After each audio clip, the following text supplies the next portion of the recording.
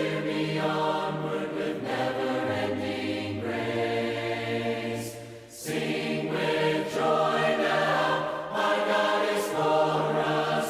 The Father's love is a strong and mighty fortress. Raise your voice now, no love is greater. Who can stand against us if our God is for us? Neither height nor depth can separate us. Hell and death will not defeat us. He who gave his Son to free us holds me in his love. Neither height nor depth can separate us. Hell and death will not defeat us. He who gave his Son to free us holds me in his love. Sing with joy now, our God is for us. The Father's love is a strong and mighty fortress. Raise your voice now, no love is greater. Who can stand against us if our God is for us? Sing with joy now, our God is for us. The Father's love is a strong and mighty fortress. Raise your voice now, no love is greater. Who can stand against us if our God is for us?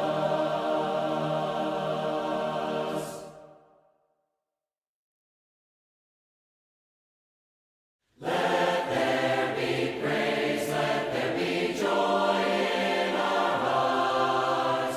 Sing to the Lord, give him the glory. Let there be praise, let there be joy in our hearts. Forevermore, let his love fill the air, and let there be praise. He inhabits the praise of his people and dwells deep within. The peace that he gives none can equal. His love it knows no end. So lift your voices, with gladness sing. Proclaim through all the earth that Jesus Christ is King.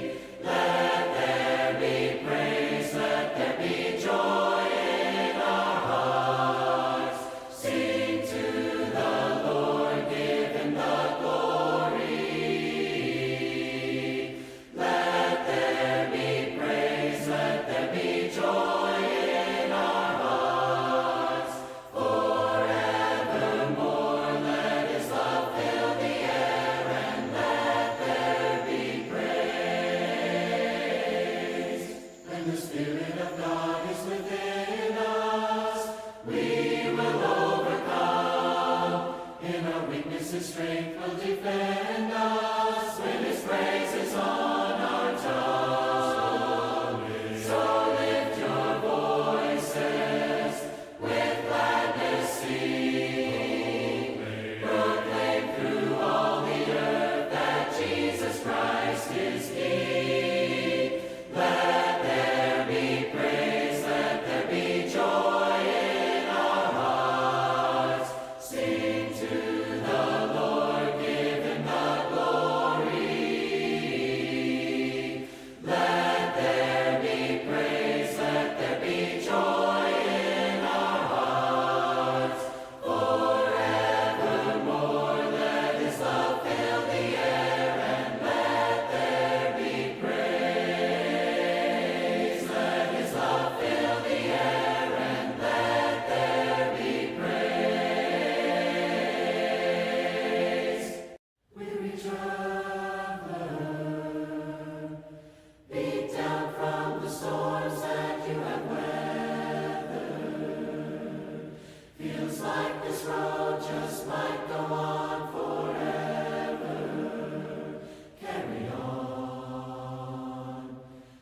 keep on giving.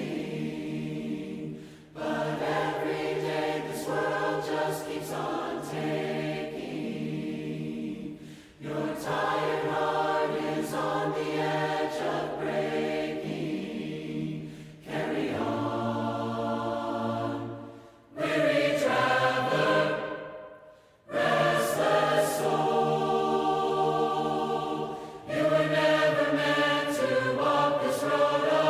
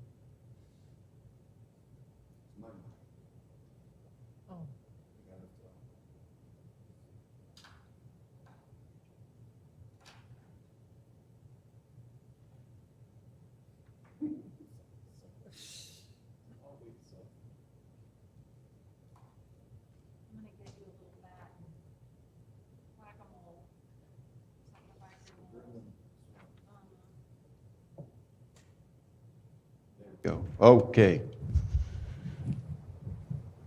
Okay, there we go. It's going to sound weird in here, but that's okay. We got good audio out to the YouTube now. Sorry about that, everyone. Okay, well, welcome to our Wednesday night Bible study. I'm very excited about doing this class. If you've been, you know me, or the things and the topics I've been teaching, this is a lot out of the norm type of classes, but I think these last two classes that we've done have been, I think, important for us to understand sometimes the context of what our faith is built around and being able to understand what those first century Christians were like, because we are not the same at all. And there's a lot of things that sometimes we just assume or we don't have the in depth to understand. Even when we go back and we study the letters of Paul and he's conversing with them, understanding kind of the cultural environment. So tonight we're going to take a look at the early church persecutions from really 33 AD to about 311 AD. I am not a historian. I'm not a historian scholar, so I am not going to claim to be one. No matter what hotel I slept in, if you get the reference, you'll understand. You're probably pretty older too. But I love history, and I have always found that it has helped my faith in understanding a lot of these complexities that are going on. And it puts to bed some issues sometimes that we have in way we view the persecutions. And so we're going to do the early persecutions up to about 311 AD, explain some of the important aspects of what was going on. We'll discuss that. Next week, I want to look at the apostolic fathers, because that is something that we hear in a lot, especially in the churches. We totally disconnect from it. And we look at those guys and say, well, if they're not the apostles, then poof. And that's true. I mean, I have a level of that I feel that way too. That they're not the apostles, so as far as my salvation, it's not focused on them, but it really does give us an understanding of the development of the early centuries of the church and help us to understand the direction in which it ends up going. And now I'm not going to defend them. I'm not going to sit and say they're right or wrong. We're going to look at them historically.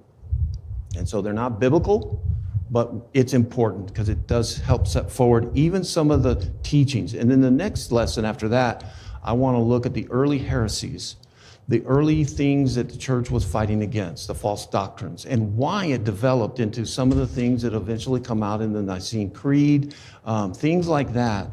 The word Trinity, where does that come from? That gets thrown at us a lot as Christians. Well, what's wrong in the Bible? They grappled with that too. So we want to look at the early apostles, the apostolic fathers, explain their history, who they were, look at some of the martyrs, especially like Polycarp.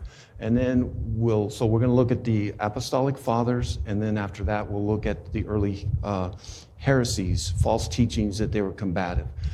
Because you're going to see that they really did start in the New Testament that we read. They were there. And so they didn't stop.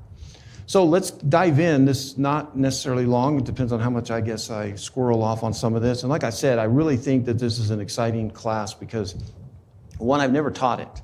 I know it. I love it. I've studied it. I listen to it a lot.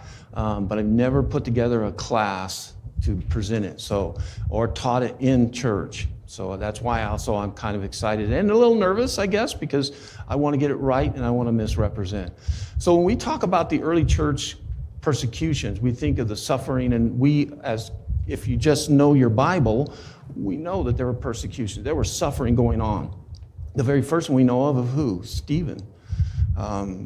Paul was one of the greatest prosecutors of the church. And so that is something we see, and that's why this kind of umbrella of 31 BC up to 311, the Christians that started this kind of suffering or rejection and struggle, conflict, from the time that Jesus started preaching all the way through 311. Why in Mark 3:11 is because that's when Constantine comes in, and that changes radically. But one of the things about the early church persecutions that we need to understand that is very kind of hard to grasp is the structure of the government, the impact that the government had on Christian treatment. Because the way that it was structured in Rome and the way that it was governed, the empire, made a big difference. And we'll see that, the different persecutions and the type. So there's a lot of characteristic about that. One, we see that in the first 2 centuries, it was sporadic and it was very local. And we see that it increased by the time we come up to the 3rd century. And then, so up until the mid-3rd century, we're talking about kind of a non-systemic. In other words, it wasn't empire-wide. Like a lot of times we feel, and I'm saying we feel, I'm including you with me, but I think I have also had the understanding for many years that the persecution was just a Roman thing. All the time, everywhere you went, Rome was against Christians and just persecuted them. But that's not true. Can I ask a question? Yes. When this says action normally taken only when a crisis arose or when Christians were publicly denounced, was it the government that said, I hear the cries of the people? Or No, what we find, we'll get to that more specific. Yes, but keep that in mind, because that is an important aspect. And you might talk a little louder so they can hear. Don't be scared. So yes, that's a good point. We'll talk about that, because that is a part of that localization and why it occurred. We've actually kind of in the culture of the 1st century, looking at the Christians and the relationship to the Romans and Christians and Jews in a previous class, we did kind of overlay this. So that is part of that answer as well when we get to this. So, but to understand, one, it was sporadic, the first 2 centuries, sporadic and local, increases in the end of the 3rd century, and the fact that it wasn't something systemic empire-wide up until like the last of the mid-3rd century. So what's key to this is, like I said, understanding the structure and power of the government and how it was being utilized. And there are 2 fundamental methods in which we see, and not me, but historians, have gone back and looked at the way that emperors ruled. The first one was considered, they call it Principate. And it was kind of the idea that the emperor was like the first citizen. Similar to like the president, where he had to be political and he had to get along with the Senate, and he interacted a lot. He had to be very sociable, and he had to be concerned about the way the Senate and how he ruled. And so it caused his focus to be different. It also, in this republic structure, the institutions, in other words, all the sub-government agencies that were under this during this time, we find that they were localized. They were restrained by the methodology of the Senate and the emperor's relationship. It was totally different. So that meant that the focus of the emperor was more concerned with more of the political stature. He was looking also globally. He was looking worldwide. And, the little areas that were like Palestine, not such a big deal. Only until it came to a level that would impact the entirety of Rome. But he didn't mess around with the locale, the little areas.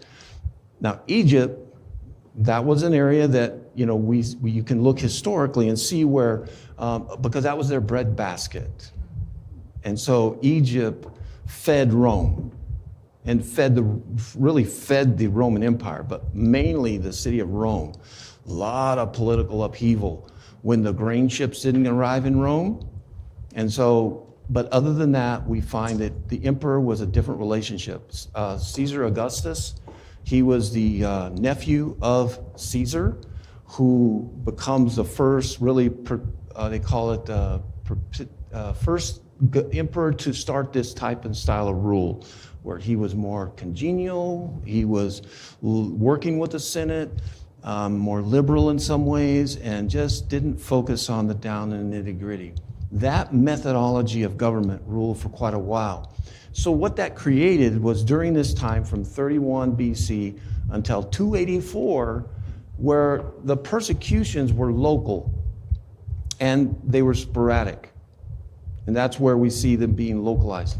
Now, this is, Becky, you brought up about the idea of crisis and things. Now, remember when we talked about the Roman gods, the polytheism that they worshipped, and all the Greek gods and Roman gods, they actually, the Romans took the Greek gods and just renamed them and took them in and worshiped them as well. All the different gods represented some aspect of security for the empire. Because if you upset this god, well, he would inflict this type of whatever his power was. The god of the sea, the god of the sky, the god of fertility, whatever god it was.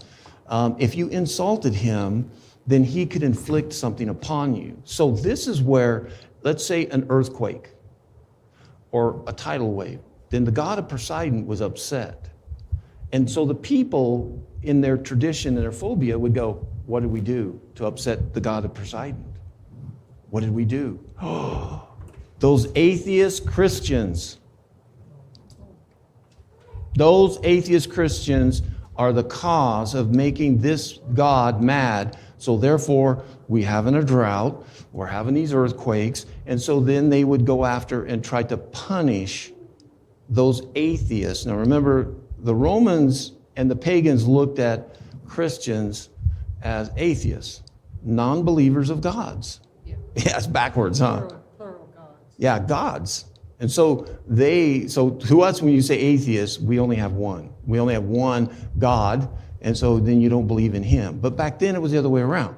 So they would go after the atheists. Can you imagine a nation that would go after atheists today? If we laid the blame on, So that's why, that they were local and sporadic. Either they were something that could be a calamity that would occur, that the people that were suffering after a devastating earthquake. Now think about the earthquake-prone zone that Turkey's in. And if you're not aware of it, Turkey, which is Asia Minor, which is the location of almost all the central area of the churches, they're sitting on a very unstable fault lines. And so a lot of the earthquakes, we have Eusebius that exploded and destroyed Pompeii. And so when these things would occur, that's when they would start to look around and try to find out what happened. And whose fault is it? Whose fault is it? And so they would look at the Christians because they're atheists. And so that's why they would. Now, there's another aspect to it as well, is it would create civil disruptions. In other words, people would be upset at the Christians because they didn't like them. They were weird. They were strange. They were a cult. That's the way they were looked at. That's why that one class we did a couple of weeks back, dealing with the interaction and the way that the empire looked at them. And another falsehood was that somehow the Roman Empire didn't know the Christians. That somehow that even at Rome, that even though the way that the Principate government style was oblivious in a sense and locale, they were very much aware of Christians. They just saw it as a Jewish problem at first, but they knew who they were. And so there's some turmoil that would be created in local synagogues between them, the Christians and the Jews. And so you would see some of those persecutions that would occur. If you'll remember in Acts at Ephesus, when the silversmiths had a riot, those type of things would create some of those persecutions that would go everywhere from either beatings or humiliations to some dying. But again, it was not a systemic, an empire. And this is that because of this type of governance. Also, what's interesting is the style or the source of the emperors. The emperors were coming from dynasties. And so they were born, as we would say, with a silver crown on their heads. And they were totally different. By the time we get to 284, the emperors now are coming from the legions. They are now Roman generals, battle-hardened, bloodied generals who are now coming into power. And so that is one of the things that really changes their view. You're talking about a combat person who has gone into the world and had to put down these pagan, the Gauls, all these other nations and emperors and cultures. So they have a really different view from those who are born with a crown in their basket and coddled and nurtured in riches, from the emperors who were battle-hardened generals, and they had a different view. And they were decisive, right? Yeah. You know, if you take a military person, you can tell quickly that they've been in the military a lot of times because, you know, they're decisive and they take action.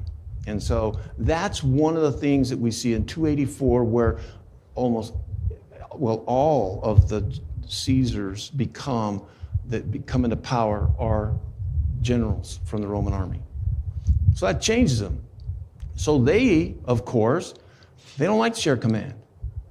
They want decisive chain of command. They want, you know, I'm in charge, I'm responsible, therefore, and there's a good place for that when you're in an army. And they're not depending on the government. I rule, and this is my decision. Dominate. Yeah. And that's why historians have properly labeled it, I believe, dominate. But this also, now think about Revelation. Now, one of the things during the Principate period, and especially after Caesar was murdered, they saw a comet that came through during his funeral. And it lasted for, I think it was 7 days.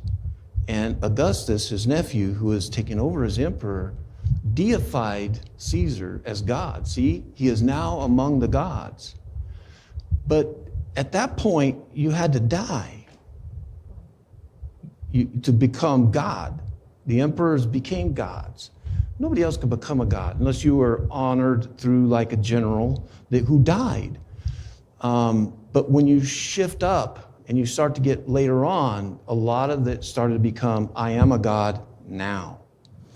That fits when we go to Revelation and the demand on Christians and every citizen in the empire to worship the emperor as a living God. There was a little of that under the Principate. In other words, if you dishonored Caesar, who had been deified, then that's a death thing. But the living one, you could insult him, but it really was magnified once you get into the Dominate, and they were gods living. So that started to evolve, which impacts, of course, the persecution. They becoming absolute. They also just centralized everything, like I just kind of alluded to, the fact that they wanted control, centralized power. So whereas the way it was being governed in more generosities and allowing these bureaucracies to control and make decisions and such out in the local areas of the empire, now it better come to me as emperor. Micromanaging, to where I want to know everything that's going on, getting involved in things like this. And so that also set up for this idea of systemic or system-wide type legalization of persecution. And then what's ironic is the shift in that by him becoming a dominate as we get to 311 AD, he's able to take that same power with Constantine and make it the religion of the empire. See? Which then it flips in a whole another direction, right, historically. And not necessarily positive per se, but it does change. But that's why the dominate period of ruling is important, to know the style of government during the period of these persecutions and why. And so from 31, well, especially after 117 AD or so up to 284, you find periods of times where Christians actually had church buildings in the open. In Alexandria, Egypt, in Antioch, they had church buildings. See, to me, I remember kind of, and this is my own ignorance possibly, that I assumed that they just were basically worshiping in constant hidden. They were hidden and secretive and stuff. Now, because there are some notations in history where they're perceived as such, because they were initially meeting in local homes. And to the Romans, they viewed that as suspicious, as hiding, because if you had a god, well, you would have a temple. You would have some form of ritualistic offerings and such in the open. And of course, all their gods had these massive places, temples of worship. But not these Christians, they didn't have that. But that gives us that idea that, well, then they were all hidden in little homes. But not all the time. Some of these local areas, they prospered and they had church buildings. But when we get to 284, we start to see the first emperors under that start to become, they actually destroyed worship houses, burned Bibles, or I'm calling it a Bible, it's not in the form as we had, but would destroy their doctrine and teachings and burn them. So this is some of the things that we see. Now, how do we know some of this? And this is where we get into historical sources. A lot of it we have from Roman historians, and we will mention some of those. We're going to talk about those.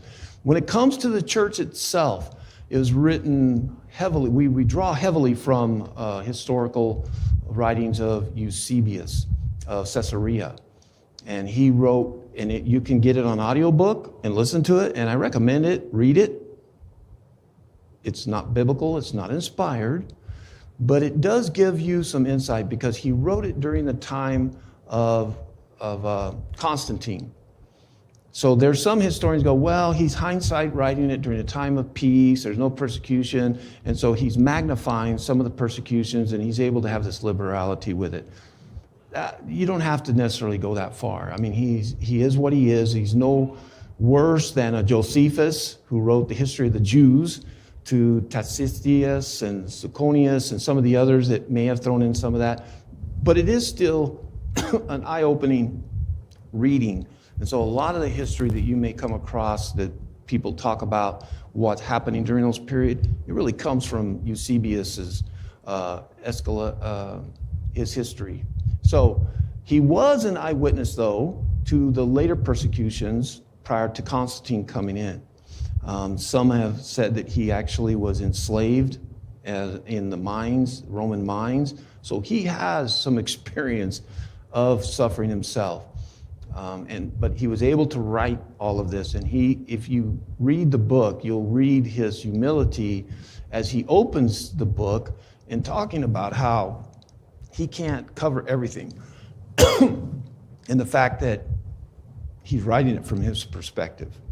That he has done the best he can to try to gather all this information together. So that's where we're drawing a lot of church direction, history, in other words, and then we'll be pulling from some of the Roman. So now let's talk about the Jews and Judaism and the Romans, because this is where it starts. And it really, as we look at the culture that the Roman Empire, as it comes on stage in power, inherits a lot of already cultural things that are established, which makes sense when you go in and you take over an area. There's a lot of history that's already happened. And so one of the big ones that happened, and we know this biblically because we read about the Babylonian captivity, we learn about in the Bible about how that the 10 northern tribes were taken off by the Assyrians. And so the diaspora, which means the disbursement of the Jews, occurred starting all the way back to before 720 BC. And some returned, and we know that in the early 4th century BC, that the return from captivity, the rebuilding of the Second Temple, we have them come back. And so what happens, though, is we know that at that time, a lot of the Jews still stayed. Many of them stayed in place. And the development of the synagogues, like we talked about in a previous lesson, and the influence of these synagogues and the culture. So the world, by the time Rome comes along, already has a large population of Jews. And it's pretty large, because if you look at 8 to 10% of the population at that time, we're looking at the world population, if it's estimated from 60 to 70 million. And so 7 to 10%, if we look at the large influence of Judaism throughout the Mediterranean world, it's already in existence. And especially like in Alexandria of Egypt, Remember, the Septuagint was written there. That is the main source for the Jews in teaching. It was also became the main source for the foundation of what Christians were also referencing and teaching, along with the writings from the apostles. And it's estimated that 1/3 of the population of Alexandria was Jewish. And also a lot of the scholars. It was kind of an academic, Jewish academic area that the Romans had seen and started to give some respect to. And even though you wouldn't call it Jewish philosophy, the pagan world would look at the Jews as, and respect at least their intellect. So there was a lot of Jews that were very intellectual, and the Romans had seen them. And even though they're conquering everything and running this new empire and building it and expanding and growing, the Jewish culture was well established throughout the Mediterranean world. But that doesn't relieve the situation because they're still very unique. The Jews were very unique from all the other cultures that they'd run across. There are three.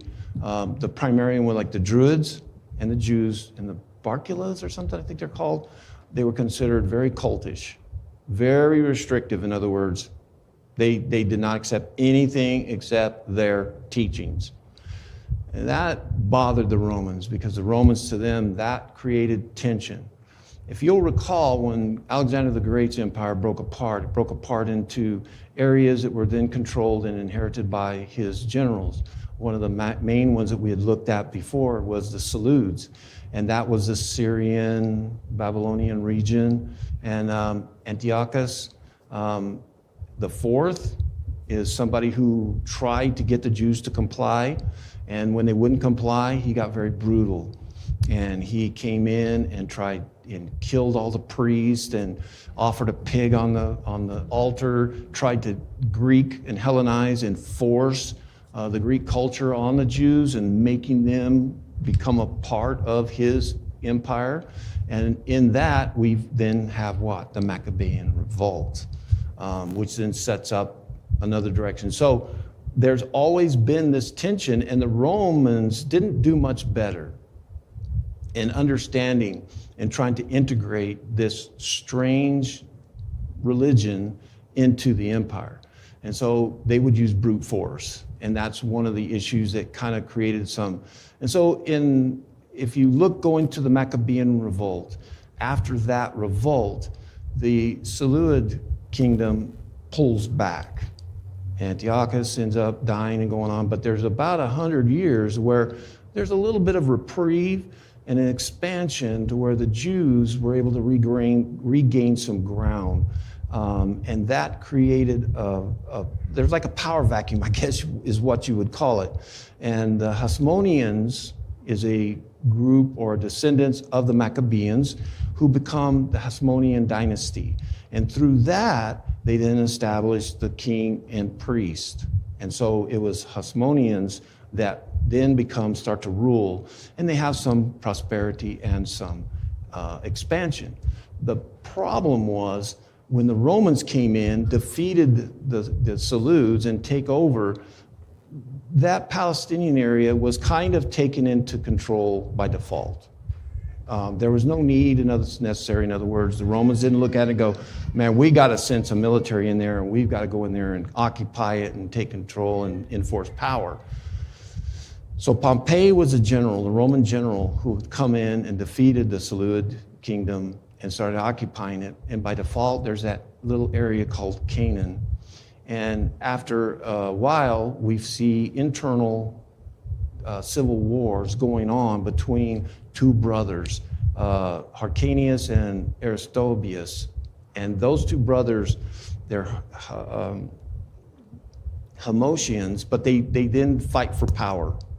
When that civil war kicks up, Pompey decides, okay, that's enough. Now we're going to need to get involved. So Pompey goes in and conquers them and surrounds Jerusalem, defeats them, and goes in and defiles the Holy of Holies, which is automatically starting to set up not such good relationships, and starts to enforce that.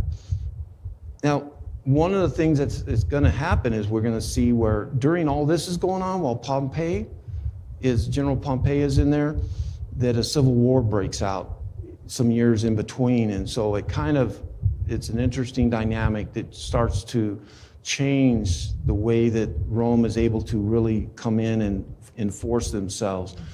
Historically, it's really interesting that it wasn't until 6 AD that Jerusalem became an official province. Now think about it, 6 AD. But we know they were occupying before that. And what would happen is a lot of time the resources that were available as Rome was expanding their empire was that they would take certain areas and not necessarily say we're officially dominating, taking it and occupying it and calling it official. It'd be similar to like Puerto Rico, Guam. They're districts, but they're not part of the United States. So this is kind of that relationship. I'm probably doing a horrible job maybe using that as an illustration, but that was kind of that relationship. And it wasn't until 6 AD that it actually became an official province of the Roman Empire.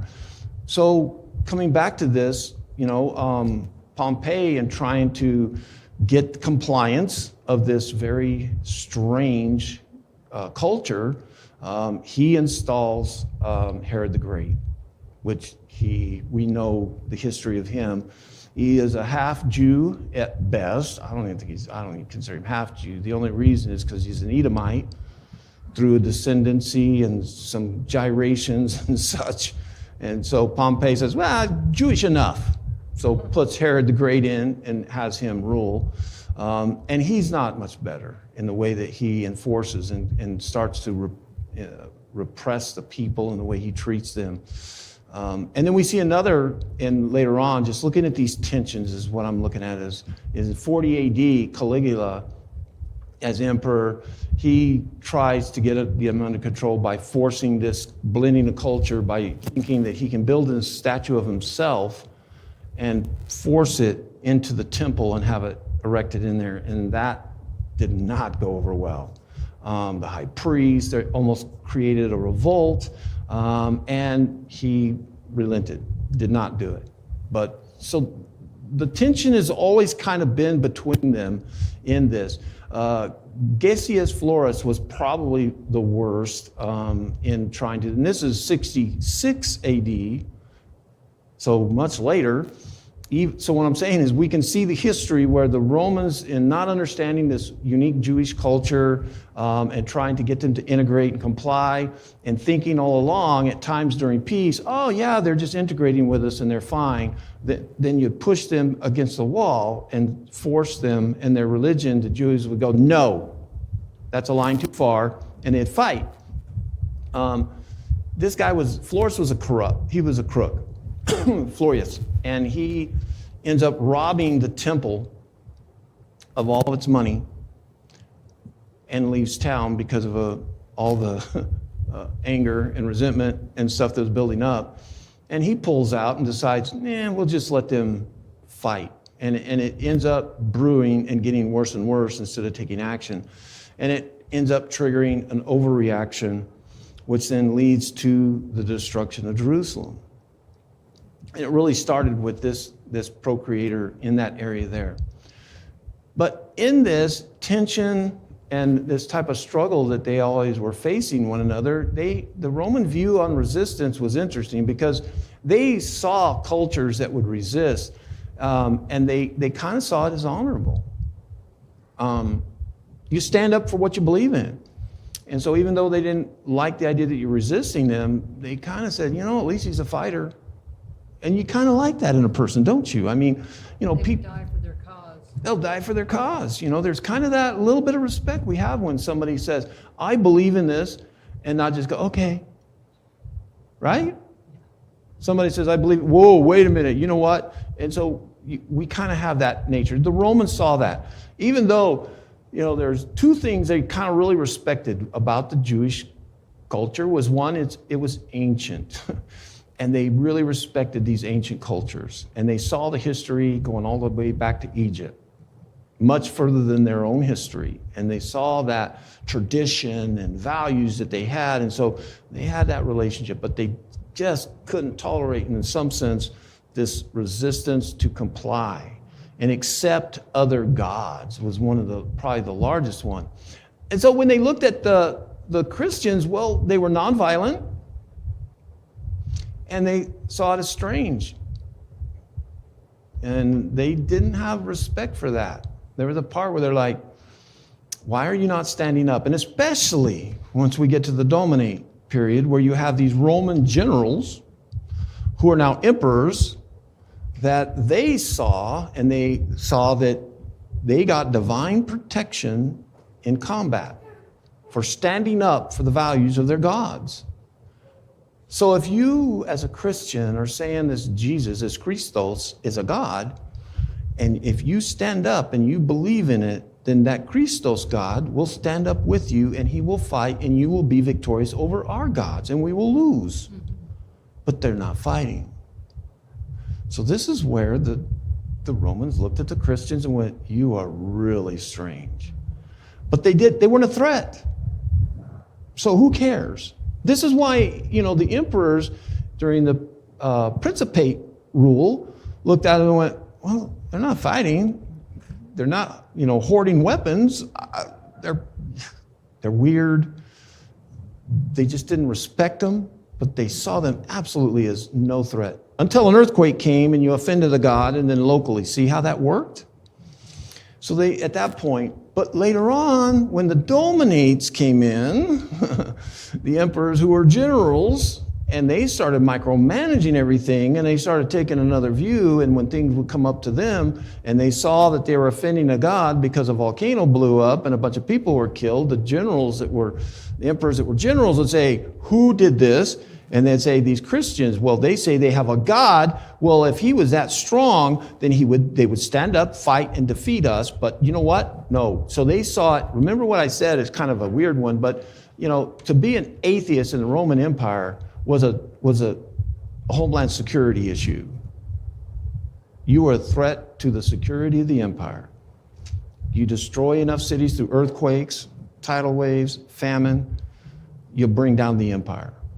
So that was another kind of view, and especially these Dominate emperors, they were like, we died, we killed people, we bloodied ourselves against the gods of the Gauls, the gods of this culture, and we are not going to let this Christos threaten our empire. And so they saw that as something. So let's talk about some of those early first persecutions. We see the first one come up in 49 AD with Claudius and expelling the Jews from Rome. And it was an expelling. He just threw them out. He didn't beat them, he didn't arrest them, and he was a weirdo too. Claudius was a very strange emperor. But he expelled them out because of the civil distress that was occurring. Now, the historian Suetonius is the one who writes about it. He says he expelled the Jews from Rome since they were constantly making disturbances at the instigation of Christus. Now, almost all the historians look at the Christus here, and there's other references that Suetonius references to, and this is very clearly Jesus. And to a Jew reading that, he goes, he's not the Christus. He's not the Christus. Remember whenever Pilate put the sign on Jesus and said, he's the Christ, he's the Messiah? And they said, no, take it down, he's not. I could almost see a Jew going, he's not the Christus. He's not. But the Jews looked at it, the Romans looked at it and said, yeah, they're calling him the Christus. Not probably understanding the full impact of what that word meant. But so you see this by a Roman historian that wrote this about it. And so that was the first one, 49. And then in 64, and this is also, we see documented, these are all overlapping the book of Acts, these time periods that were occurring. We know the expulsion of the Jews out of Rome is where then Paul runs into who? Apollo and Priscilla and Aquila. And it says in Acts that they were expelled from Rome by the emperor. So that was the first one. Then we have Nero in 64 AD. There was a fire in Rome, and there's a lot of, and of course he puts the blame on the Christians for the fire. And there's some things that they talk about, when you look at history, Did they start it? There's absolutely no evidence. Even Roman historians say, no, it wasn't the Christians.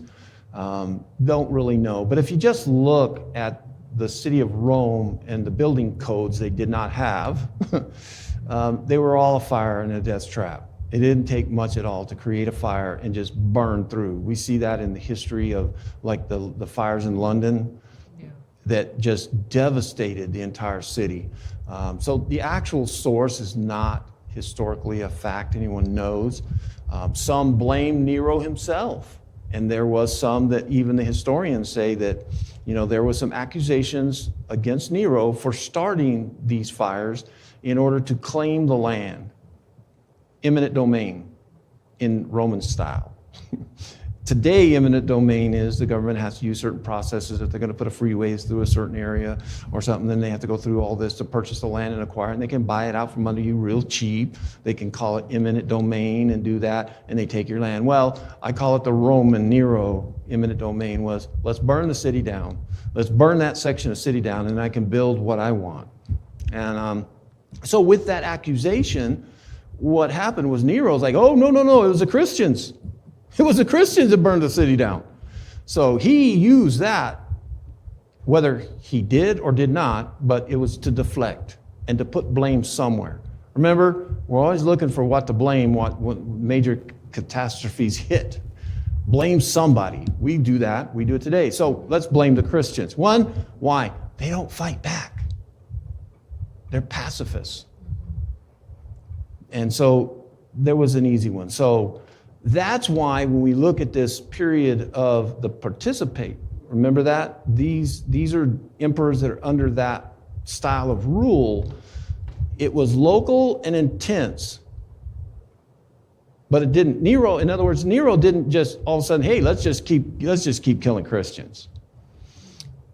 See, Claudius, same thing. He expelled them. But he didn't say, hey, let's just keep killing Christians. Let's just keep persecuting them and going after them and put them down. And so that's where the styles of persecution are tied to the form of government that was directing Roman Empire power.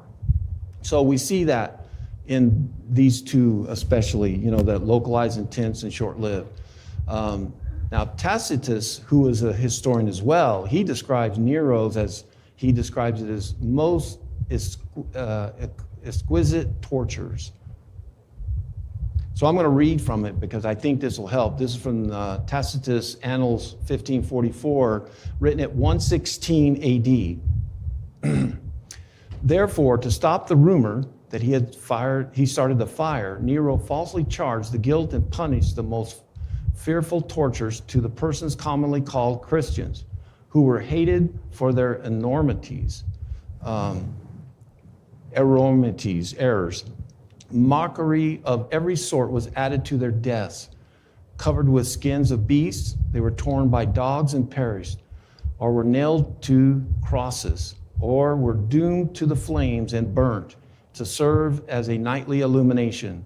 Then daylight had expired. Nero offered his own gardens for the spectacle and was exhibiting a show in the circus while he mingled with the people in the dress of a charioteer or stood aloft on a car. So when you hear me when I'm preaching and I'm teaching about Nero, you've heard me say, what a wacko, and how he could go. But again, remember, he didn't just continue this. This was in response to his trying to deflect probably blame for himself. But even, it's interesting because Tacitus was not in favor of Christians. None of these historians favored Christians. They never spoke good of them. But there is a sense of sympathy, even at the level of persecution and death. That is something that is going to cause a complete change by 311. Because when even the Roman citizens start to look at the quality of these individual people that are Christians and their character as a citizen and how wonderful of people they were, and to see the barbaric deaths that they were experiencing by these emperors, it made them sick to their stomachs. I mean, you wouldn't think it would, because they love to go to the gladiator games and see people bloodied and all this. But when you took out a family that were just Christians and then tear them apart with lions and burn them alive and things like this, it became too much. And it was one of these things that we start to see as early as 116 AD, where it was filtering in this persecution against these pacifist, strange people, this cult of Christians that they were looking at. Now, in 112, this was interesting because now Trajan comes in to rule. And this is where we find something to set the stage, or you set a standard at the imperial level. In other words, it's kind of like a presidential standard of the way you do things and you handle different conflicts and such, because this interchange between Pliny and Trajan. And so around 112 AD, we see this conflict develop because Pliny is a governor in the northern part of modern-day Turkey, in a region where Christians were growing. This is the Galatian region and the book of Galatians, where we know there were a lot of churches and Christians were growing rapidly in those areas. And it started creating a lot of rumbling. He probably was hearing the Jews complaining about it. And remember, this is also modern-day Turkey, where all these really, a lot of earthquake-prone areas, and a lot of this cultural things that people were not liking about these Christians. And so it became a point of issue with him on how he should handle these Christians. And so he writes a letter. And in that letter, he's basically asking the emperor, how do I deal with this? And he describes it. And we covered him last time, so I won't go into a great deal. But this is important because it does help to set, later on when we get into the Dominate reign, where these emperors also look at Trajan as an emperor and goes, well, okay, that's what he said, so let's implement that. And now it became, in the Dominate period, a standard, an imperial type of standard. And in that conversation, he was asking Trajan, how do I deal with it? And so Trajan writes back and he says, well, don't seek them out. Don't let somebody slip a note under the door and just say, hey, I think Bob is a Christian. You need something more formal, and you need 2 witnesses to do it. And don't go through all of this rigmarole of drilling and interrogating and stuff. Just keep it simple, and you get them to renounce their faith and sacrifice to the gods. And if they don't, it's a capital offense. And so then you can kill them. Now, when you read the letter, it does make you think, wow, Trajan, it's a very, he's sympathetic, he's reasonable, and that makes sense. And now, as a Christian, you're sitting there going, okay, no, because then if they call me up, I'm going to have to. And there's a lot of other, Eusebius in his book talks about this as well. A lot of the conflict that created within the church of these people who would renounce. They would go before the governors and go, okay, yeah, I'm not a Christian, and they would renounce their faith and offer sacrifice. And then later on, they'd repent and want to come back to church. So there's letters of these apostolic fathers we talk about that we're going to look at that had to deal with some of that. How do we bring them back? How what do you do with somebody who went out and then in public renounced their faith in Jesus Christ, whereas our brothers and sisters went to their death, and yet you, as a coward, renounced it, and now you just want to come back and be a part? Are you going to renounce again? How long? You talk about some church conflict. How do you accept them back? So that was something that creates a dynamic within the church that Eusebius writes about. So some of those patterns we're talking about in the categorization, we look at what they call the Nerodian or Nero. We're kind of that, like I said, hot-blooded, emotional, brief. If it came up, he had a reason, the emperor would get involved. he would do it. And otherwise, they were local problems that would flare up, synagogue conflict, local governors would deal with it as such. And then you have what we call basically during the Targinic rule, which was a little more cold-blooded. In other words, it was like, well, you got some witnesses, bring them forward, get them to sacrifice. If they don't, kill them. And it made it legal.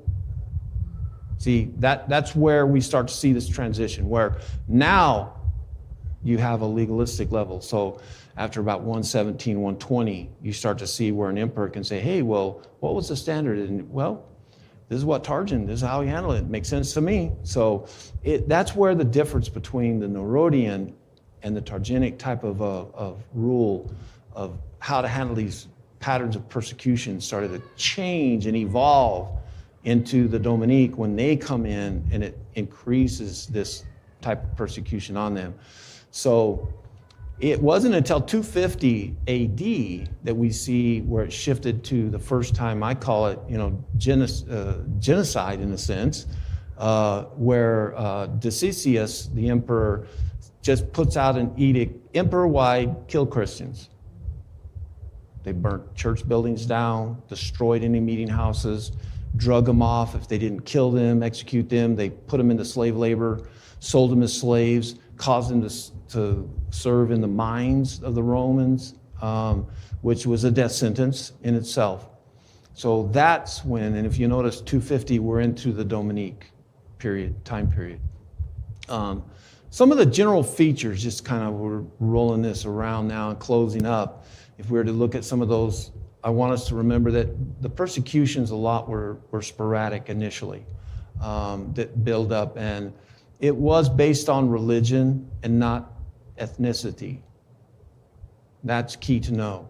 The Romans weren't, they may have judged your culture and looked down on you, but these persecutions weren't on your race.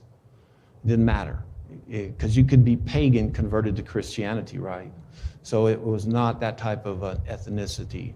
And they saw submissive and, subversive.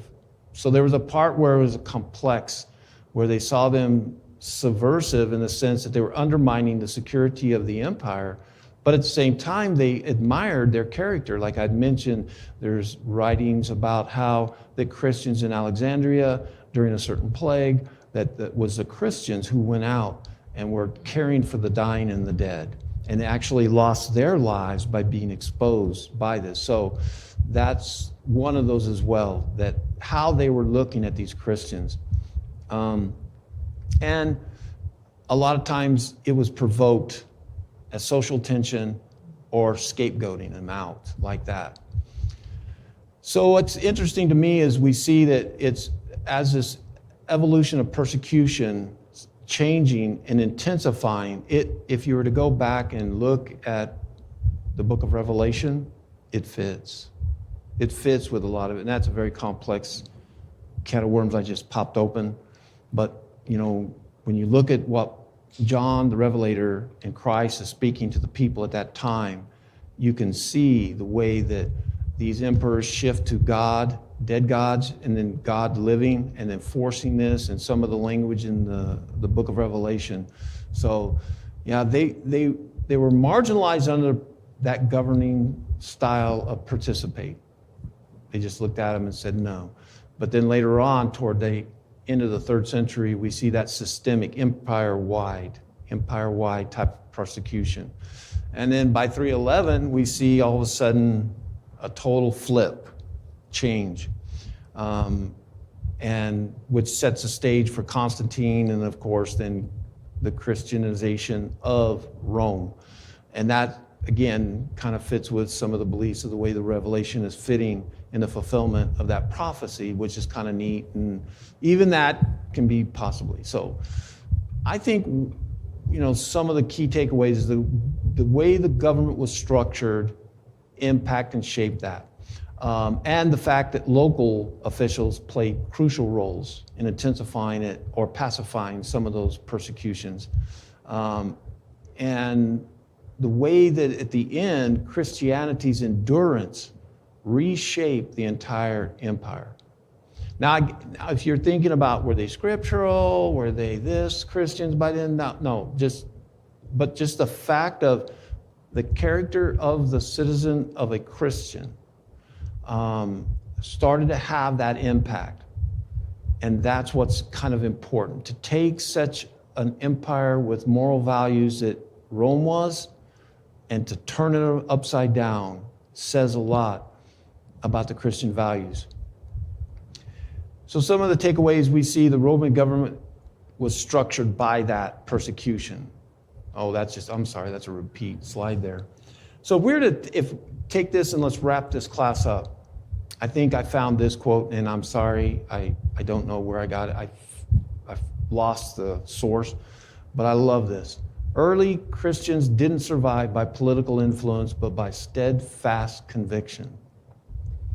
So when we look at today, and we think about it, you can see that enabled them to survive even in a hostile environment. And so then they were mocked, right? Misunderstood and persecuted as haters of humanity. Now, we're labeled as intolerant. We're labeled as, regressive when we stand on Bible truth. Has it changed? No, there's a lot of that. This nation, I've never seen it come so close to being so hostile to God than we have in this recent time of our lifetime. And so we think about the modern challenge that we have. We need to ask ourselves, and I say this a lot when I'm preaching, and are we going to stand for the truth? Are we going to conform to the political will or the societal values that are trying to go opposite of our faith? And how far are we willing to stand? And the other thing is that we see how powerful it did change it. And I really think it is causing our nation to kind of come back the other direction now. You can see it. You can see a lot of that starting to happen. Our living faith attracts and confounds. It really does. Because even today, people may hate it that we believe that Jesus Christ is the Son of God, and that there is a judgment, and there's these moral standards, and there's sin, and all these things. But then at the same time, they look at Christians and they go, they're some of the most benevolent people there are. They're the most loving, they're the most kind, they're the first ones to major disasters, they're this. But they're against this value, they're against abortion, they're against this, they're against that. And it confounds people, even today. And that's because the devil is doing his best to keep that going. And that's what we see in this. And it's always the same, even back to the persecutions of the first centuries of the church under this crazy empire, where Paul wrote to the Romans and said, submit and be obedient to the government. And when he wrote that, Nero was the emperor, the guy who was burning them in his garden. So, and that confounds them as well. Tertullian, another historian, he said, the blood of the martyrs is the seed of the church. The Roman world couldn't explain why Christians endured suffering with joy. And so that's what I think is authentic sacrificial love, not hatred, is still integral in drawing people to Christ. And I even think it's countercultural, but it will stand, and it'll stand in time. And so let's remember that, it still matters, because the church today is not built on comfort. We don't worship our Lord to be comfortable. It's our conviction in our faith that Jesus Christ is the Son of God, that he died for our sins, and that we need him to have those forgiven, and that we live then in the same image of our Lord and Savior, who has that benevolent love and care for everyone, still has standards as well. And we see the early believers praying for their enemies, refuse to lie or cheat to save themselves. That's why I said about the conflict. How do you bring people back? Refusing to lie. And so when we look at these mega churches and things that we see today, they're the opposite. You know, I mean, you had Christians who were literally worshiping in graveyards, catacombs, you know, and hiding, but refusing to cave. And today we see these mega churches that are built around feel-good, fluff. I call them Twinkie nutrient gospel. That's just fluff. There's no real value. So, you know, the temptation is always there. I see it in the most faithful at times to just be at ease, you know, and kind of let cultural acceptance of what we think and teach. And so don't be in the spotlight, you know, let's don't. But it's funny because as we look at and we wrap this up, you know, the idea that I think one of the key things is that the church grows its strongest during fire. That to me is one of the great things that we see that I think we can take away today. So,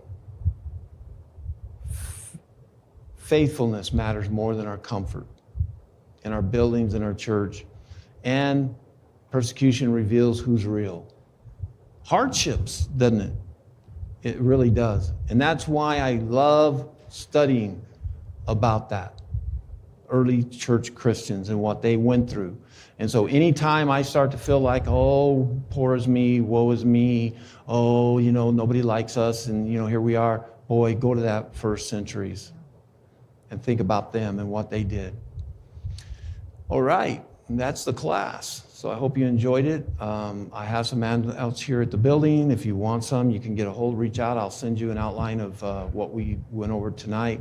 Next week, we'll dive deeper into some more of this early church history stuff. I hope you'll be able to join us for Bible study this coming morning, Sunday morning at 9:45, 10:45 for worship, 4 p.m. for worship. I'm going through the book of Isaiah, which is a great book as well. I hope you can join us. If not, well, join us on YouTube. Hope to see you soon.